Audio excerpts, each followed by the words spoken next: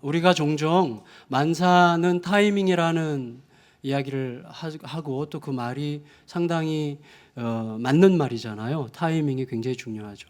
한규성 목사님은 특히 찬양할 때 타이밍을 좀 잘 못 맞추는 분인데 그래도 속에서 화가 절대로 안 나요. 그분의 최선이라는 걸 알기 때문에.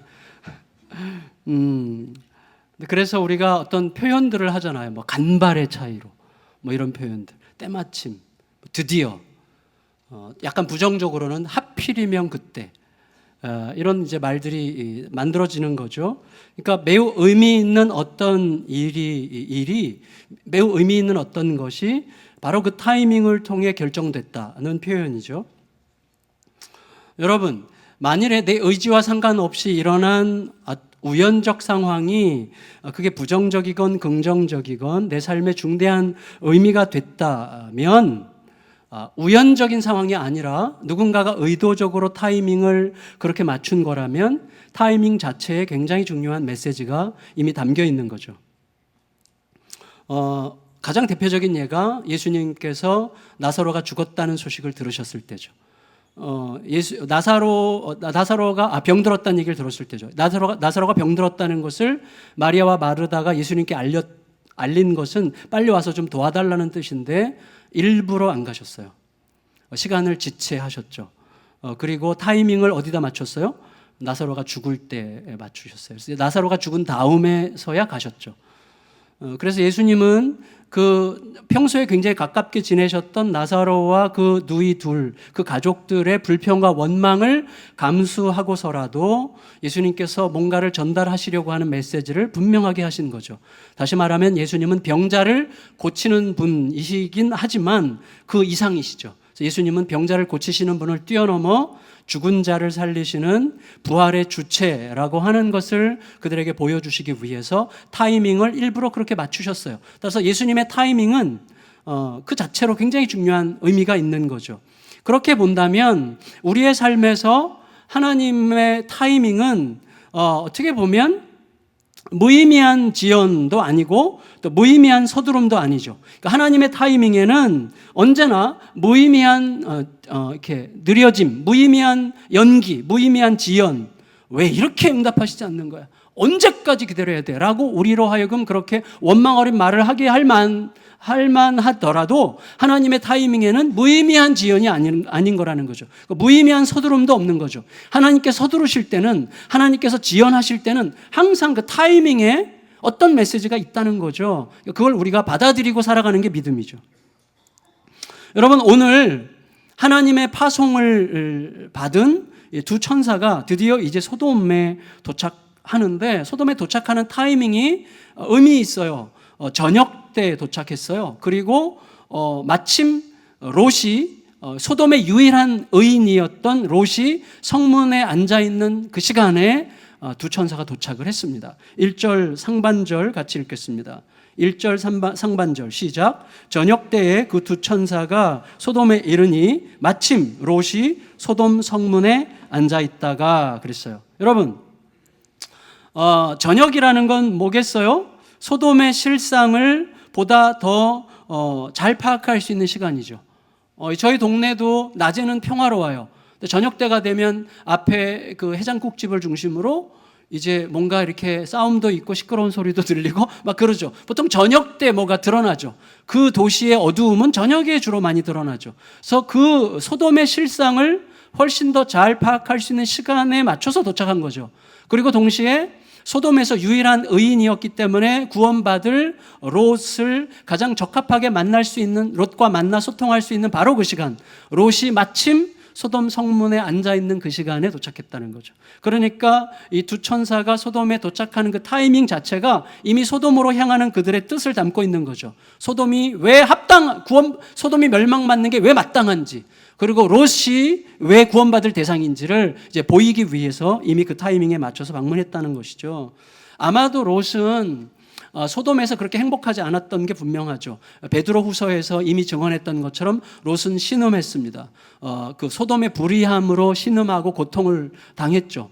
20년 이상 세월이 지났는데, 왜냐하면 소돔에 들어가기 전에 롯은 혼자였던 것 같은데 이미 딸들이 관연해져서 시집갈 때가 됐어요. 그러니까 20년 이상 시간이 지났다고 본다면 20년의 세월 동안에 롯 안에서 얼마나 많은 갈등들이 있었겠어요. 특별히 이 소돔에 살기 시작하는 초기에 동방연합군이 쳐들어와서 소돔을 아주 괴멸시키고 소돔 백성들을 포로로 다 잡아갈 때 롯도 함께 따라서 잡혀갔죠. 그리고 나서 돌아온 다음에도 여전히 희망 없는 모습을 보면서 롯의 마음속에서는 굉장한 절망과 갈등이 있었을 거예요. 특별히 어둠으로 가득한 소돔 안에서 하나님의 빛을 얼마나 그리워했겠어요. 자기 삼촌 아브라함의 삶의 방식을 얼마나 목마르게 생각했겠습니까? 그렇지만 떠나고 싶어도 떠날 수 없는 어떤 현실이 있었겠죠. 마치 이런 거랑 비슷하죠. 여러분 지금 향남을 떠나고 싶어서 막 몸부림하는 분이 계실지도 모르겠어요. 너무 떠나고 싶은데 이제 생활 터전이 여기다 뿌리가 잡혔고 애들이 적응을 했기 때문에 떠나려고 해도 떠나기 어려운 그런 상황. 특별히 대표적인 케이스는 이민 갔을 때죠. 이민을 가게 되면 이제 어떤 사람은 잘 적응할 수도 있지만 어떤 분들은 너무나 고국에 돌아오고 싶지만 이미 생활 터전이 거기에 다 있고, 그 다음에 특히 아이들이 거기서 적응을 다 했기 때문에 한국에 와서는 적응이 어렵게 되는 거죠. 그러니까 아무리 오고 싶어도 못 오게 되는 것처럼 롯이 소돔에서 생활 터전을 잡고 결혼해서 아이를 낳아서 그 아이들이 결혼할 나이가 됐다면 아마 거의 소돔에서 나오기는 어려웠겠죠. 그러면 그럴수록 이 롯 마음에는 그 목마름, 갈급함, 하나님의 의에 대한, 하나님의 질서에 대한, 하나님의 빛에 대한 그 목마름이 얼마나 간절했겠어요? 그런 상황에 있었던 것이죠. 그러니까 그런 목마름 속에 있었던 롯이 하나님으로부터 파송받은 두 천사를 쉽게 알아본 것은 이해할 만할 수 있다, 이렇게 생각할 수 있겠어요. 1절을 다시 읽겠습니다. 1절 시작. 저녁 때에 그 두 천사가 소돔에 이르니 마침 롯이 소돔 성문에 앉아 있다가 그들을 보고 일어나 영접하고 땅에 엎드려 절하며 그랬어요. 롯은 자기 삼촌 아브라함이 그랬듯이 두 천사를 극진하게 영접하죠. 물론 고대 사회에서 손님을 맞이한다고 하는 것에는 어떤 거룩성, 신성함이 있었다고 학자들이 이야기를 해요. 그럼에도 불구하고 이후의 롯의 행동들을 보면 그 이상이에요. 두 천사를 굉장히 이렇게 엄청난 뭐라고 할까, 정성을 다해서 대접하려고 하죠. 근데 놀랍게도 두 천사가 롯의 초대를 거절해요. 2절 읽겠습니다. 2절 시작. 이르되 내 주여 돌이켜 종의 집으로 들어와 발을 씻고 주무시고 일찍이 일어나 갈 길을 가소서. 그들이 이르되 아니라 우리가 거리에서 밤을 새우리라. 이 두 천사는 이 소돔의 관광객으로 오지 않았죠. 그 정탐자로 왔고 심판자로 왔죠. 그러니까 이들이 아마도 소돔의 밤거리 문화를 좀 더 잘 관찰하고 싶은 의미에서 이렇게 말했을 수도 있고, 아니면 롯이 두 천사를 자기 집으로 초대하는 것이 진짜 충심 어린 초대인지를 아마 확인하고 싶었을지도 모르겠고, 성경이 정확하게 말하고 있지 않기 때문에 우리가 함부로 예단할 수는 없을 것 같습니다. 어쨌거나 롯은 굉장히 간절하게 간청했어요. 우리 집에 좀 와서 묵으시라고. 얼마나 간절했던지 결국 천사들은 롯의 집으로 들어갔어요. 그리고 천사들이 롯의 집에 들어가자마자 소돔의 진짜 실상이 어떤지가 드러나는 데는 시간이 거의 걸리지 않았어요. 금방 소돔의 실상이 드러나죠. 그게 3절에서 5절까지 말씀입니다. 같이 읽겠습니다. 시작. 롯이 간청하매 그제서야 돌이켜 그 집으로 들어오는지라. 롯이 그들을 위하여 식탁을 베풀고 무교병을 구우니 그들이 먹으니라. 그들이 눕기 전에 그 성사람 곧 소돔 백성들이 노소를 막론하고 원근에서 다 모여 그 집을 에워싸고 롯을 부르고 그에게 이르되 오늘 밤에 내게 온 사람들이 어디 있느냐 이끌어내라. 우리가 그들을 상관하리라. 여러분, 이 두 천사가 어떻게 보였겠어요? 소돔 사람들에게. 우리는 지금 낯선 분들이 들어와도 이분들이 낯선 분인지 모르죠. 왜냐하면 대부분 서로 잘 모르니까. 저도 조금 낯설게 느껴지는 성도들이 가끔 있거든요. 근데 소돔 고대 사회에서는 늘 그들끼리 살기 때문에 외부인은 쉽게 드러나죠. 금방 알아보는 거죠. 그런데 두 천사가 저 같았겠어요? 저처럼 이렇게 평범하고 조그맸겠어요? 모르죠. 저는 부디 천사들이 그렇게 왔었기를 바라는데, 저도 천사 같아지고 싶은 마음에. 근데 아마도 뭐 이성범 목사님 정도 이렇게 키도 크고 얼굴도 잘생기고 배는 나왔지만 이제 그럴 가능성이 있어 보여요. 그렇지만 이 소돔 사람들에게 이 두 천사는 굉장히 특별해 보였겠죠. 각별하게 눈에 두드러지게 보이고 어쩌면 굉장히 매력적으로 보였을 수도 있는데 어쨌거나 그들을 본 사람들에 의해서 순식간에 소문이 쫙 퍼졌겠죠. 소문이 퍼지고 그 소문을 들은 사람들 중에 특별히 비류들이 그 건달들이 모여가지고 이제 롯의 집 앞으로 모여들었어요. 그러니까 그들이 거기에 오게 한 힘은 욕정이죠. 성적인 욕정이 그들을 거기까지 오게 했는데 이 욕정, 성적인 욕망은 남녀는 가렸는데 노소를 가리지 않고 그다음에 거리를 가리지 않았어요. 그래서 아까 우리가 읽었죠. 노소를 막론하고 원근에서 모였다 그랬어요. 거리도 상관없어요. 욕정이 워낙 강렬하니까. 그리고 나이 든 것과 나이 젊은 것과 상관이 없어요. 욕정은 똑같죠. 모든 사람에게 일어날 수 있죠. 근데 그들이 한결같이 외친 게 뭐예요? 그들을 내놔라. 우리가 그들을 상관하리라. 여러분 이미 어디선가 들으셨을 것 같은데 이미 아시는 분들도 계시겠지만 우리가 그들을 상관하리라. 그 말은 무슨 뜻이라고요? 그들과 성적 관계를 맺겠다는 뜻입니다. 정확하게. 그러니까 여러분 이 사람들은 이 소돔의 비류들은 손님들을 대접하는 신성한 습관을 아랑곳하지 않는 정도가 아니라 욕정으로 가득해진 시뻘개진 눈을 가지고 몰려들어서 이 범상치 않아 보이는 외부인들을 자기들의 성적 놀이개로 삼겠다고 지금 난동을 부리는 중이었어요. 거의 미쳤어요. 굉장히 광적 분위기가 형성이 됐어요. 그래서 역사는 소돔 사람들이 그 두 천사를 인식할 때 남성으로 인식했다는 증거로 소돔마이트라는 단어를 만들었어요. 소돔마이트라는 단어가 있는데 소돔이라고 하는 소돔성을 상징하는 소돔에 ITE라고 하는 전미어를 붙였는데 ITE는 무슨 뜻이에요? 추종자, 지지자를 뜻하는 전미어예요. 그러니까 소돔에 ITE를 붙여 소돔마이트 하면 어원적으로는 소돔 추종자, 소돔 지지자이지만 실제 뜻은 남자끼리 성적 관계를 맺는 자라는 뜻이에요. 집에 가서 찾아보시면 그렇게 되어 있는데 남자끼리 성적 관계를 맺는 자들이죠. 그러니까 이 단어는 소돔 안에서 동성 간에 굉장히 문란한 성행위가 만연했다는 것을 반영하죠. 소돔으로 상징되는 게 뭡니까? 하나님의 약속을 저버린 자죠. 그래서 소돔은 하나님의 약속을 저버린 자를 상징하는데 하나님이 정하신 질서를 깨뜨리는 것을 기뻐하죠. 왜요? 내 인생은 나의 것이죠. 내가 결정하는 거죠. 내 인생은. 그래서 하나님의 질서, 고리타분한 질서를 깨뜨리고 내 인생은 나의 것이라고 소리치면서 내가 하고자 한다면 뭔들 못하겠는가라는 생각에 사로잡혀서 내가 무엇이든 선택할 수 있는 자라고 하는 사실을 확인하려고 하는 자들이죠. 내가 하고 싶은 걸 왜 못해? 내가 하고 싶은 것은 다 할 수 있어. 내 속에서 일어나는 모든 것을 다 할 수 있어 라고 생각할 수 있지만 중요한 건 뭐예요? 그때 나는 나가 아니죠. 그때 나는 누구예요? 죄의 지배를 받고 있는 나죠. 제가 전에 말씀드렸어요. 어떤 고등학교 2학년짜리 아주 못된 놈이 엄마랑 싸우는데 엄마랑 말싸움을 했는데 엄마한테 막 심하게 말하는 거죠. 엄마한테 너무 심하게 막 욕하고 막 그러니까 엄마가 너 어떻게 엄마한테 그럴 수 있어? 그랬더니 이 아들이 하는 말이 왜? 솔직한 게 좋은 거잖아. 내가 하고 싶은 대로 막 말하는 게 어때? 내가 솔직하게 말하는 게 중요하지. 근데 그 말은 솔직한 말이 아니라 죄에 오염된 말이죠.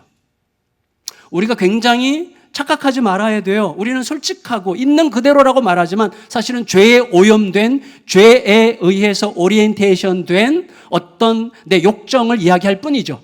많은 경우에 내 인생은 나의 것, 내가 하고 싶은 건데 내가 왜 못해라고 말할 때 그 나는 죄의 지배를 받고 있는 거기 때문에 사실 내가 하고 싶은 게 아니라 죄가 시키는 것에 순종하는 노예적 표현일 뿐이죠. 근데 그거를 우리들은 그런 방식으로 표현하는 거죠. 다시 말하면 그런 식으로 표현하는 것은 어떤 뜻입니까? 그렇게 주장하는 자기 자신이 누군지를 모르는 거죠. 지금 나를 움직이고 있는 힘이 뭔지를 모르는 거죠. 그리고 내가 지금 하려고 하는 그 일이 나를 어디로 끌고 가서 어떻게 만들 것인지를 모르는 것이기 때문에 결국 내 존재 의미를, 내 존재 목적을 파괴하는 결과를 가져오게 되는 것입니다.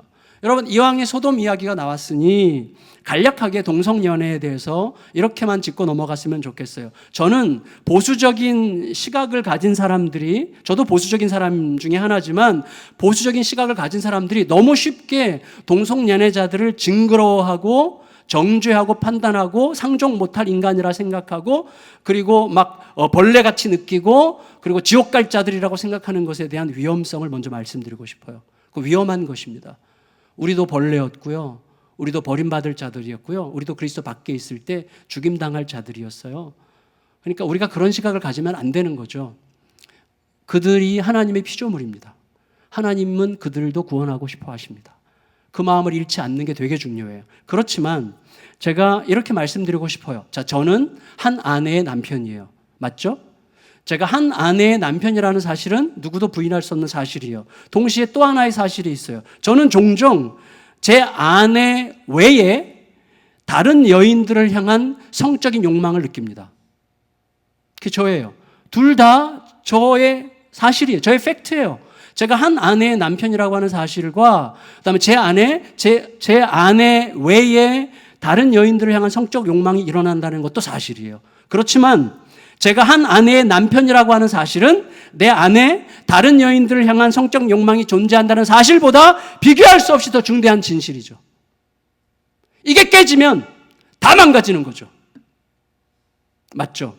마찬가지로 우리는 하나님께서 나를 남자 혹은 여자로 태어나게 하셨다는 이 팩트, 이 사실이 내 안에서 동성애적 열망이 일어난다는 사실보다 더 중대한 진리여야 한다는 사실을 더 겸손히 믿고 받아들여야 됩니다. 동성애적 마음이 일어난다는 것도 인정하고 싶어요. 인정할 수 있어요. 그렇다니까 그런 거죠. 그걸 인정해야죠. 그런데 그렇지만 나를 하나님께서 이미 남자로 혹은 이미 여자로 만드셨다는 사실이 그 사실보다 더 중대한 진실이어야만 우리는 이겨낼 수 있는 거죠. 그게 믿음으로 가는 길이죠. 여러분, 자, 이쯤 하고요. 나중에 기회가 되면 좀 더 자세하게 말씀드릴 내용이 좀 있는데 나중에 다시 말씀드리겠습니다. 왜냐하면 너무 한쪽으로 치우칠 가능성이 있기 때문에 그런데요. 소돔 사람들의 이 행동은 굉장히 발광적이죠.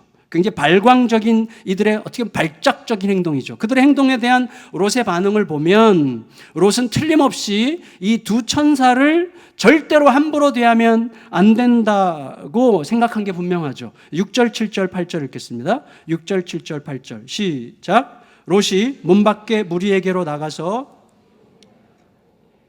청하노니 내 형제들아 이런 악을 행하지 말라. 내게 남자를 가까이 하지 아니한 두 딸이 있노라. 청하건대 내가 그들을 너희에게로 이끌어내리니 너희 눈에 좋을 대로 그들에게 행하고 이 사람들은 내 집에 들어왔은즉 이 사람들에게는 아무 일도 저지르지 말라 그랬어요. 여러분, 롯은 그들을 보호해야만 한다는 어떤 긴박감에 사로잡혔어요. 그래서 어떻게 해요? 혼자 나갔어요. 천사들을 방에 두고 문 열고 나가서 문을 자기 뒤로 닫았어요.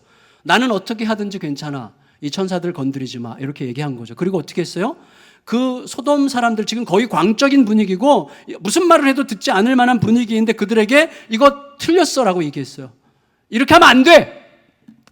이거 큰일 날 짓이야. 이렇게 얘기를 했어요. 그러니까 맞아 죽을 각오를 지금 하는 굉장히 담대한 이야기를 하고 있는 것이죠. 그러니까 그런 의미에서 롯이 의인이라 칭함을 받았다는 생각이 들어요. 물론 뭐 그것 때문만은 아니겠지만 동시에 롯은 알았어요. 이 지금 몰려온 이 인간들의 성적 욕망을 절대로 제어할 수 없다는 사실을 알았어요, 롯이. 그래서 어떻게 제안합니까? 내 두 딸이 있는데 아직 결혼하지 않은 처녀 딸인데 처녀 두 딸을 내줄 테니까 니네들 원하는 대로 해. 그러나 이 손님들은 건드리지 마. 너무나 강박적이기도 한 것 같은데 사실은 우리는 이해할 수 없는 거죠. 상상할 수도 없는 거죠. 우리의 21세기적 사고방식에는 불가능한 얘기죠. 오늘날 우리가 그렇게 말했다면 그렇게 말하는 이야기를 딸이 옆에서 듣기만 해도 이제 완전히 끝난 거예요, 관계는. 있을 수 없는 이야기죠. 근데 어쨌거나 너무나 가련하죠. 롯이 너무나 가련하지 않습니까? 너무나 가련해요. 한마디로 소돔의 영적 분위기는 21세기를 사는 우리뿐만 아니라 오랜 시간 소돔에서 거주해왔던 롯마저도 이해하기 거의 어려운 처참한 상황이었다. 이렇게 말하고 싶은 거죠. 본문이 그걸 고발하고 있습니다. 그렇지만 여러분, 소돔 사람들의 이 짐승적인 욕망은 롯의 이 조치가 아무리 처절한들 전혀 먹히지 않을 만큼 완고했어요. 그리고 상상을 넘어설 만큼 저급했어요. 9절 읽겠습니다. 9절 시작. 그들이 이르되 너는 물러나라. 또 이르되 이 자가 들어와서 거류하면서 우리의 법관이 되려 하는도다. 이제 우리가 그들보다 너를 더 헤아리라 하고 롯을 밀치며 가까이 가서 그 문을 부수려고 하는지라. 여러분, 생각해 보면 롯이 소돔에서 말발이 전혀 없는 사람이었던 건 아닐 거예요. 왜냐하면 우리가 아까 1절에 생각했던 것처럼 롯은 천사들이 방문했을 때 소돔 성문에 있었잖아요. 그 당시의 전통에 고대 사회에서 성문에 앉아 있다고 하는 것은 그 도시의 그 성읍의 리더들이 앉아 있는 거거든요. 소위 장로들이 앉는 자리입니다. 그리고 거기서 재판이 벌어지거든요. 그러니까 고대 사회에서는 성문에서 재판이 벌어져요. 그러니까 성문 위에 이렇게 앉아 있거든요. 거기서 이제 전체 누가 드나드는지 다 보고 그 성에 전체 돌아가는 거를 성문에서 관찰하고 거기서 재판하는 거거든요. 그러니까 롯이 성문에 앉아 있었다는 것은 이미 20년 동안 정착하면서 그들과 굉장히 좋은 관계를 맺고 거기에 지도급 인사가 됐다는 뜻이에요. 근데 따라서 이 사람들이 롯에게 너가 우리의 법관이 되려고 그래? 라고 말하는 것은 무슨 뜻인가 하면 법관이에요. 재판의 권리가 있는 리더 중에 한 명이에요. 그럼에도 불구하고 이 사람들은, 비류들은, 이 건달들은 롯 같은 객이, 이방인이, 자기들로 치면 밖에서 들어온 놈이 우리에게 이렇게 뭔가 자기가 주도적인 리더 역할을 하려고 하는 것 자체 우리가 꼴 못 봐주겠다, 이런 식으로 너는 이방인에 불과하고 객에 불과하고 우리의 어떤 떨거지에 불과해 라는 식으로 롯을 멸시함으로 롯이 더 이상 말할 수 없도록 롯을 협박하고 있었던 거죠. 그러니까 여러분, 이 사람들은 절제되지 않는 성적 욕망에 사로잡혀서 지금 그들의 눈에는 욕망의 먹잇감 외에는 아무것도 보이지 않는, 그리고 자기들이 하고 있는 짓이 어떤 짓인지 그들의 양심이 알았는지 몰랐는지 모르겠지만 아마 몰랐겠죠. 양심에 화인 맞은 자처럼 자기들에게 잘못했다고 지적하는 모든 것들을 틀렸다고 말할 만한 그런 어떤 열광적인 욕정에 사로잡혀 있던 자들이라 할 수가 있겠어요. 그래서 그들은 결국 롯을 제압하고 롯의 집 대문을 부시고 두 천사를 끌어내려고 달려들고 있었던 중이죠. 그게 아까 우리가 읽었던 9절 말씀입니다. 근데 여러분, 상황이 이쯤 되니까 그동안 지금까지 극도로 절제하고 있던, 잠잠히 있던 두 천사가 나섰어요. 그리고 상황은 끝났어요. 이게 우리에게 뭔가를 섬뜩함을 주죠.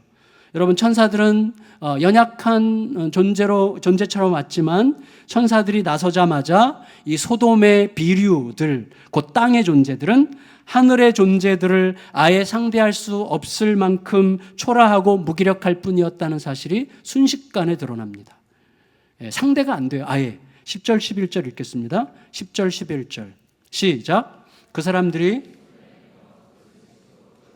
문을 닫고 문 밖의 무리를 대소를 막론하고 그 눈을 어둡게 하니 그들이 문을 찾느라고 헤매었더라.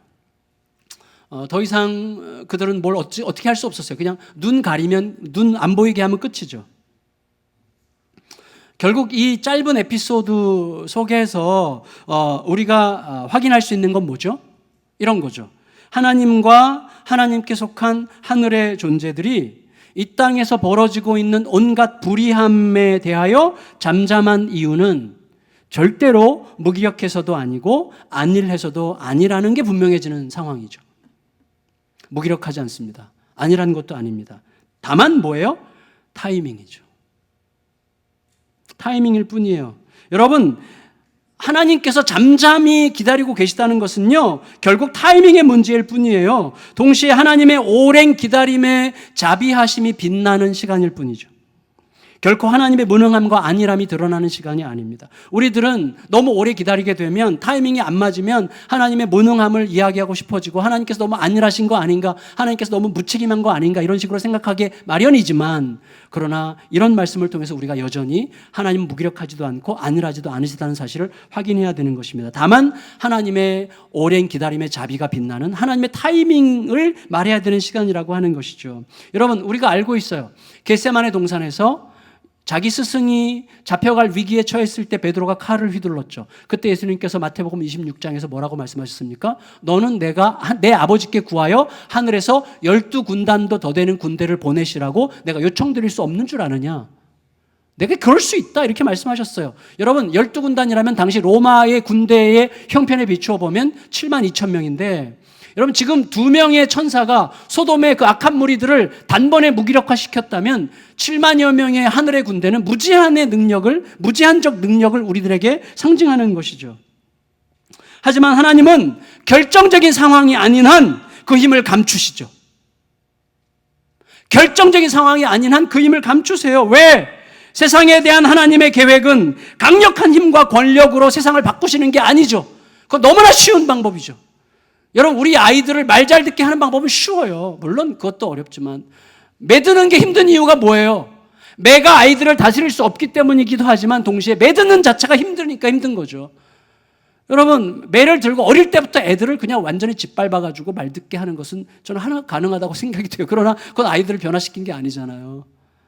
하나님은요, 하나님의 계획은 강력한 힘과 권력으로 세상을 바꾸시는 게 아니었잖아요. 그 크신, 그 감당되지 않는, 그 어떤 계산되지 않는 어마어마한 능력을 오직 사랑을 위해서만 완전히 포커싱 해가지고 사랑을 위해서만 사용하심으로 이 세상을 가장 깊은 차원에서 변화시키는 게 하나님의 계획이잖아요. 그래야만 진짜 변화가 일어나죠. 그 모든 능력을 어디다 쏟아 부으셨어요? 사랑의 초점에 맞추어 자기 아들을 죽이는 데 쓰신 거예요. 그래야만 우리가 저 밑바닥에서부터 변화를 시작하게 되는 거죠. 여러분, 왜 십자가만 부부관계를 바꿉니까? 왜 십자가만 자녀를 살릴 수 있습니까? 왜 십자가만 희망이 됩니까? 그것 때문이에요. 모든 에너지로. 여러분, 그래서 여러분 보세요. 영화가 끝없이 나오죠. 어벤져스라는 영화 끝없이 나오죠. 옛날에 뭐 어벤져스, 터미네이터 뭐 이런 막 초능력을 가진 존재들이 이제 나오는데 우리가 그런 것도 즐겨보는 이유는 분명하잖아요. 나도 그렇게 되고 싶기 때문이죠. 그렇지만 우리가 꼭 알아야 되는 게 있어요. 뭐죠? 이건 앞으로도 계속 나올 거예요. 계속 나와요. 그런 영화는. 왜죠? 세상은 안 변하니까. 여러분, 어벤져스가 그렇게 세상을 평정했는데도 세상은 안 바뀌어요. 그것으로 바뀌는 세상이 아닌 거예요. 절대로 그 힘으로, 완력으로 세상은 절대로 바뀌지 않는 것이죠. 여러분, 만일에 온 세상의 힘과 권력과 초능력들이 난무한다면 세상은 또 다른 혼란과 무기력증에 시달릴 게 너무나 분명하죠. 이제 소돔 심판에 대한 시급성이 너무나 분명해졌어요. 그러다 보니까 천사들이 굉장히 말과 행동이 빨라집니다. 그들은 일단 우선 롯에게 속한 모든 자들을 전부 다 구원의 대상에 포함시키겠다고 이야기합니다. 하나님의 자비죠. 12절 13절 읽겠습니다. 12절 13절 시작. 그 사람들이 롯에게 이르되 이 외에 내게 속한 자가 또 있느냐? 내 사위나 자녀나 성중에 내게 속한 자들을 다 성 밖으로 이끌어내라. 그들에 대한 부르짖음이 여호와 앞에 크므로 여호와께서 이곳을 멸하시려고 우리를 보내셨나니 우리가 멸하리라. 그랬어요. 여러분, 우리가 알고 있어요. 너무나 간단한 이야기지만 롯에게 속한 자들이 구원의 대상에 포함되는 게 약간 억울하세요? 우리가 바로 그런 자들이죠. 그걸 절대로 잊으면 안 됩니다. 롯에게 속한 자들이 구원의 대상에 포함된 이유는 그들에게 구원받을 만한 어떤 객관적 조건이 있었기 때문이 아니라는 게 너무나 분명하죠. 그들이 구원받을 대상에 포함된 이유는 그들이 하나님께서 의롭다고 여기신 롯에게 속한 자들이었기 때문이죠. 마찬가지로 노아의 가족들이 의로웠습니까? 성경 그렇게 표현하지 않아요. 오직 노아가 의로웠죠. 노아를 의롭다 하셨죠. 근데 그들이 구원받은 이유는 노아에게 속한 자였기 때문이에요. 여러분, 출애굽의 영광을 통해서 구원받은 이스라엘 백성들이 그들에게 무슨 구원의 의로운 조건들이 있었기 때문이 아닌 것을 우리가 알고 있지 않습니까? 그들이 구원받은 이유는 하나님의 약속에 속한 자들이었기 때문이죠. 따라서 여러분, 이 평범한 진리 위에서 항상 우리들의 삶의 원칙이 나와요.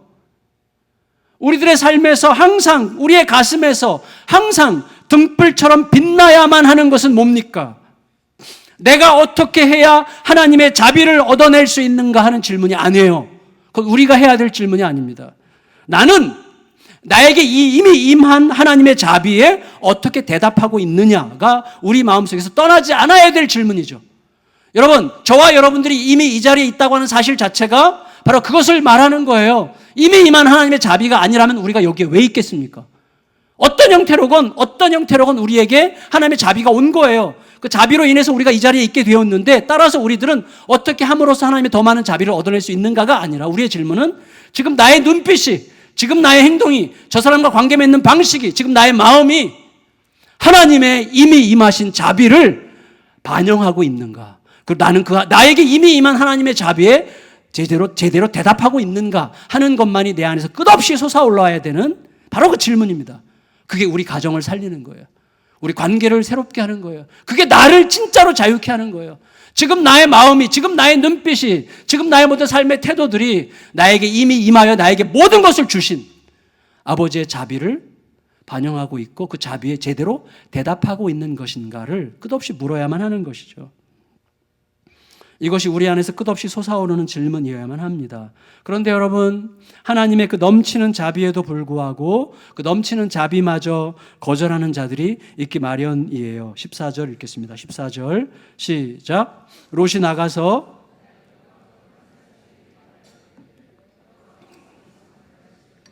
너희는 일어나 이곳에서 떠나라 하되 그의 사위들은 농담으로 여겼더라. 여러분, 롯과 그의 사위들을 대등하게 놓고 비교한다면 일반적 관점에서 소돔의 삶의 방식에서 롯보다는 롯의 사위들이 훨씬 더 옳았을 가능성이 많습니다. 모든 면에서 더 옳았겠죠. 이 롯의 예비 사위들의 입장에서 볼 때 소돔은 즐거움으로 가득한 꿈꾸는 도시였을 가능성도 있겠죠. 그리고 그들은 소돔의 삶에 잘 어울렸을 거고 나름대로 소돔에서 기쁨과 행복을 누렸을 것입니다. 그러지 않았다면 우리 결혼하고 밖으로 나갑시다라고 얘기했겠지만 밖으로 나가자는 예비 장인의 말을 조롱거리로 생각했죠. 뭐예요 지금? 뭐 하시는 거예요? 이렇게 이제 이거보다는 더 비아냥거리는 표정으로 좀 실감나게 말하지 않겠습니다. 근데 여러분 중요한 거는 이들이 롯의 사위가 되기로 결정했을 때 롯의 딸들이 워낙에 매력적이었기 때문이기도 하겠지만 그 사위에 대해서도 어떤 매력이 있었겠죠. 예비 장인에 대해서도 예비 장인 롯의 의로움과 정직성의 매력으로 끌렸겠지만 사실은 그들이 그 똑같은 롯의 속성을 답답함이나 고루함으로 느꼈을 가능성도 많죠. 그게 바로 장인이 진지하게 눈을 크게 뜨고 나가야 된다. 지금 멸망하게 됐어. 내가 지금까지 섬겨온 하나님, 너희가 나를 믿는다면, 나를 신뢰한다면 나가야지. 그랬더니 뭐예요 지금 장인어른? 뭐 이렇게 하면서 우습게 여겼던 증거죠 그게. 롯을 답답하게 고루하게 생각했겠죠. 롯의 라이프 스타일을 그렇게 느꼈겠죠. 그러니까 단칼에 거절했습니다. 여러분 그렇지만 이 사위들을 보세요. 이 사위들이 자기들로서는 자기 장인의 이야기를 우습게 생각할 만큼 자기들은 소돔에서 자기들이 더 익숙하고 소돔을 더 잘 알고 소돔의 삶에서 더 즐길 수 있다라고 생각하는 그들의 가치는 어느 정도의 가치예요? 여러분 그들이 편안하고 익숙하게 생각하는 소돔의 정신이라고 하는 것은 조금 전까지만 해도 자기들의 약혼녀를 동네 사람들의 사악한 성욕에 유린당하게 하는 그런 정신이었죠. 근데 그걸 아직 모르고 있어요. 여러분 그게 하나님의 질서를 떠나 자기 방식을 고집하는 잘난 척하는 세상의 실상이라고 생각합니다.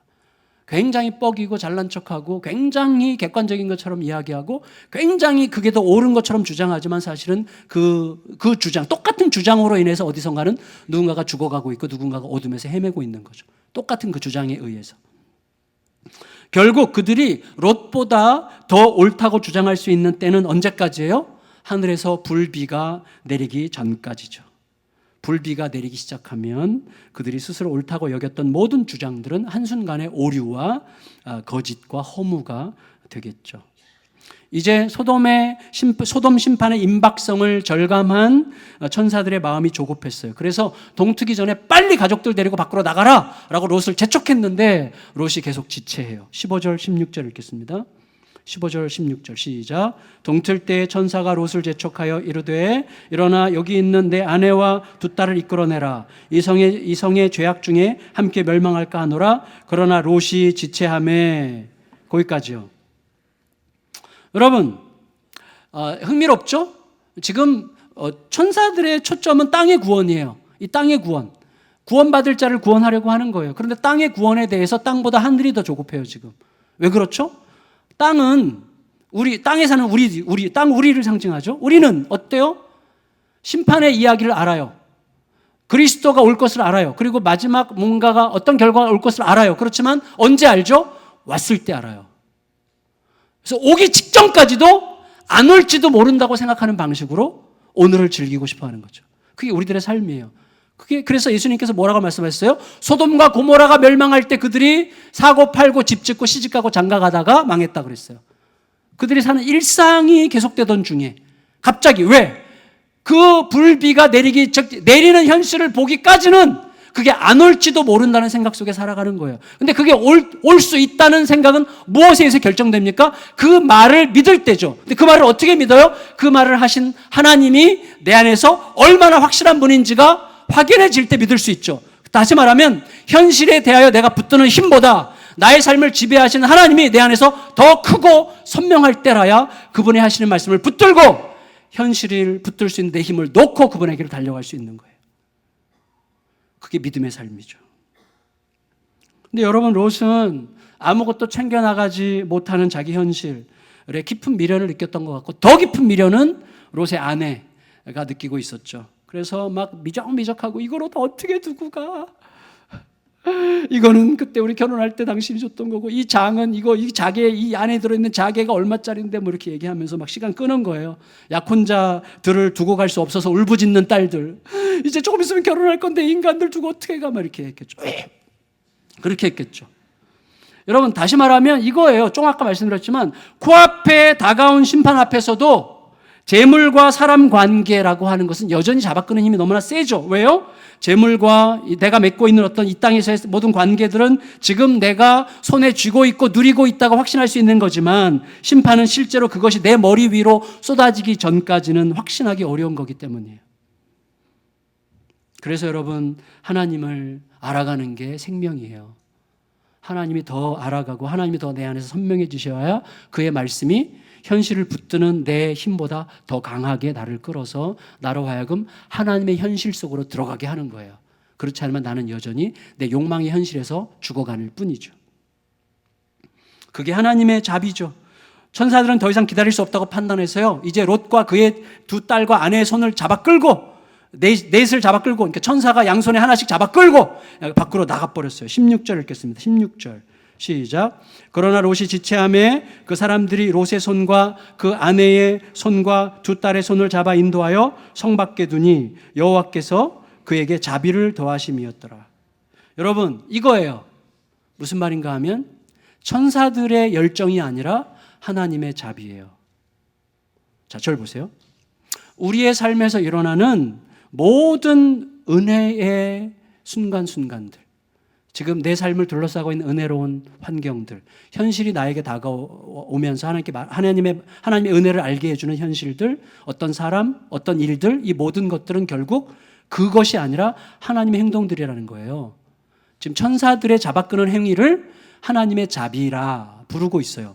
다시 말하면 우리의 삶에서 일어나는 모든 사건들을 하나님의 행동이라는 관점으로 봐야만 돼요. 그렇게 되면 어떻게 되죠? 하나님을 점점 더 선명하게 알아가기 시작해요. 내 삶에서 일어나는 모든 것들, 내가 지금 여기 있는 것, 내 가족들, 내 모든 주변의 상황, 나에게 일어나는 모든 아름다운 일들을 하나님의 행동으로 인식하기 시작해야만 돼요. 그렇게 될 때 하나님을 점점 더 선명하게 알아가게 되고, 하나님이 점점 더 선명해지면 그의 말씀이 내 안에 묵직하게 들어와 내 현실을 어느 때 갈등하지만 내려놓고 그 말씀을 따라 나가게 돼요. 나갈 수 있어요. 그때 하나님의 현실로 들어가는 거예요. 안 그러면 내 현실을 부둥켜 안고 거기서 죽어가는 거예요. 여러분, 그래서 천사들이 롯에게, 그의 가족들에게 피하라 라고 이야기할 때 일단 피하면 살 거다 그렇게 말하지 않았고 잘 피하라 그랬어요. 잘 피하라. 잘 피한다는 게 어떤 뜻이죠? 17절 읽겠습니다. 17절 시작. 그 사람들이 그들을 밖으로 이끌어낸 후에 이르되 도망하여 생명을 보존하라. 돌아보거나 들에 머물지 말고 산으로 도망하여 멸망함을 면하라. 여러분, 잘 피하려면, 그냥 피하면 일단 산다는 게 아니었어요. 피하려면 피하는데 조건이 있어요. 잘 피해야 돼요. 어떻게 피하는 게 잘 피하는 것입니까? 돌아보지 말아야 돼요. 돌아보지 말아야 돼요. 그리고 지시할 땅을 향해서 곧장 가야 돼요. 산으로 곧장.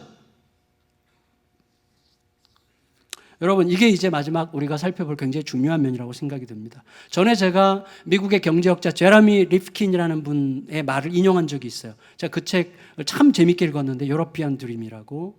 근데 여러분, 그분이 이렇게 얘기했다는 거 기억하실 거예요. 떠나는 자는 우리는 날마다 떠나는 자죠. 날마다 내 집을 떠나 아버지 집으로 들어가는 자죠. 그래서 내가 있는 그곳이 아버지 집이 되게 하는 자들이 우리들이에요. 그리고 날마다 떠나야 돼요. 그런데 떠나는 자는 뭘 두고 떠나야 되는지를 정확하게 알고 떠나야 돼요. 왜냐하면 뭘 두고 떠나야 되는지를 모르고 제대로 못 두고 떠나면 떠나도 떠난 게 아니죠. 그게 뭐예요? 바로 롯의 아내죠. 롯의 아내는 떠난다는 게 뭐예요? 떠나되 돌아보지 마. 이게 떠나는 거예요. 근데 떠났는데 돌아봤어. 소돔 기둥 되는 거예요. 소금 기둥. 다음 주에 우리가 살펴보겠지만. 여러분, 그런데 너무나 안타깝게도 롯은 다시금 자기 눈을 신뢰해요. 자기 눈을. 여러분 18절 19절 읽겠습니다. 18절 19절. 시작. 롯이 그들에게 이르되 내 주여 17절부터 읽겠습니다. 17절 18절 19절 시작. 그 사람들이 그들을 밖으로 이끌어낸 후에 이르되 도망하여 생명을 보존하라.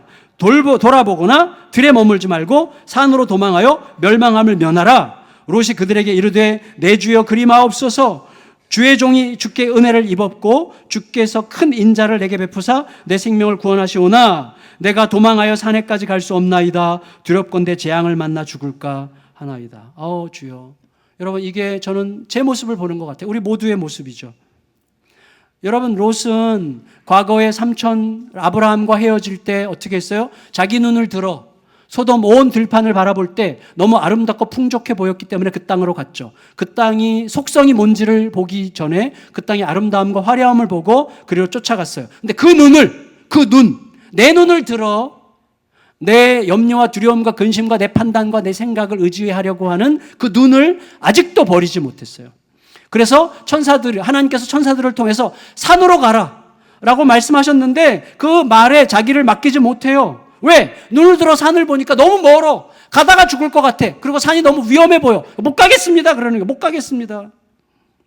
여러분, 롯에게 산으로 가지 못할 만한 충분한 객관적으로 증명할 만한 굉장히 많은 이유들이 있었다고 할지라도 그 모든 이유들은 딱 하나예요. 결국 뭐죠? 내가 만든 두려움뿐이에요. 모든 이유들은 전부 다 내가 만든 두려움일 뿐이에요. 하나님께서 산으로 가라고 하셨으면 가면 되는데 갈 수 없어요. 갈 수 없다고 주장하는 나의 모든 이유들은 아무리 합리적으로 보이고 논리적으로 보이고 합당해 보인다고 할지라도 그 모든 것은 하나예요. 결국 내가 만든 두려움일 뿐입니다. 롯이 어떤 생각과 어떤 판단을 했든지 간에 중요한 것은 그가 하나님이 전하시는 말을 믿지 못했다는 거예요. 산으로 도망치라고 했으면 도망치면 돼요. 그렇게 되면 안전하게 피할 때까지 그를 지키실 것이고 산에서 어떻게 해야 될 것을 또 말씀하셨겠죠. 하지만 내 눈으로 보기에, 내가 눈을 들어 보니까 내 눈에 보기에 그게 안 믿어지는 거예요. 그래서 또다시 자기 눈을 들어 옆에 있는 소알 성읍을 보고 그곳이 훨씬 더 안전할 거라고 생각했어요. 왜? 딱 보니까 가깝기도 하고 만만해 보여. 조그매가지고. 20절에서 22절 읽겠습니다. 20절, 21절, 22절 읽겠습니다. 시작. 보소서, 저 성읍은 도망하기에 가깝고 작기도 하오니 나를 그곳으로 도망하게 하소서. 이는 작은 성읍이 아니니까 내 생명이 보존되리이다. 그가 그에게 이르되 내가 이 일에도 내 소원을 들었은즉 내가 말하는 그 성읍을 멸하지 아니하리니 그리로 속히 도망하라. 내가 거기 이르기까지는 내가 아무 일도 행할 수 없노라 하였더라. 그러므로 그 성읍 이름을 소알이라 불렀더라. 여러분, 이거는 해피엔딩 같지만 아니에요. 자, 잘 들으세요. 마지막. 이게 너무나 중요한 것 같아요. 여러분, 20년 전에는 소돔 성읍 들판의 화려함을 쫓아서 선택했다가 지금 망했어요. 지금 망해서 나가는 길에 또 자기 눈을 들어 산으로 가려는데 못 가요. 소알 성읍 여기 조그맣고 만만하고 가까우니까 이리로 갈게요. 그래서 허락해 주셨어요. 근데 이 허락하심이 사실은 롯에게는 큰 해가 됩니다. 왜냐하면 결국 롯은 소알에도 적응하지 못해요. 소알 성읍, 작고 만만한 소알 성읍에도 적응하지 못하고 소알 성읍이 너무나 두려워서 두려움 속에서 떠나게 됩니다. 다음 주 살펴보겠지만 30절 미리 땡겨서 한번 읽어보겠습니다. 30절 시작. 롯이 소알에 거주하기를 두려워하여 두 딸과 함께 소알에서 나와 산에 올라가 거주하되 그 두 딸과 함께 굴에 거주하였더니. 여러분 보세요. 이게 굉장히 무섭고 중요해요. 왜냐하면 결국 절 보세요. 하나님이 말씀하셨던, 처음부터 하나님이 말씀하셨던 그것이 가장 합당했다는 게 증명됐죠. 결국은 산으로 가게 됐어요. 그러나 하나님의 말씀을 듣고 바로 산으로 가는 거랑 지금 두려움 속에서 산으로 가는 거는 완전히 다른 문제예요. 우리들은요, 자기 욕망에 따라서 소돔의 마음을 빼앗기기도 하고 조급한 마음을 따라서 만만한 소알 성읍에 마음을 주기도 하지만 결국 가게 되는 곳은 처음부터 하나님께서 가라 하신 그곳이에요. 그런데 이거예요. 처음에 하나님께서 산으로 가라 하실 때 갔다면 가니까 아무것도 없죠. 아무것도 없어요. 산은 뭐예요? 오직 하나님만 의지해야 살 수 있는 곳이에요. 하나님께서 가라고 하셔서 갔는데 아무것도 없어요. 그럼 어떻게 하면 되죠? 하나님 여기서 이제 어떻게 하죠? 이제 어떻게 하면 좋겠습니까? 라고 물었다면 거기에서 새로운 방식의 삶을 시작할 수 있었을 거예요. 하나님께서 또 말씀하셨겠죠. 그 말씀을 따라가면 그게 하나님의 스토리가 거기서 시작되는 거예요. 하나님의 스토리가. 그게 중요해요. 그런데 하나님의 말씀 대신 자기 판단과 두려움을 따라서 어떻게 해요? 소알에 갔다가 이제는 소알에서 두려움이 이끌어서 두려움에 따라서 산으로 갔어요. 그러니까 어떻게 돼요? 산에서 또 두려움에게 듣게 되죠.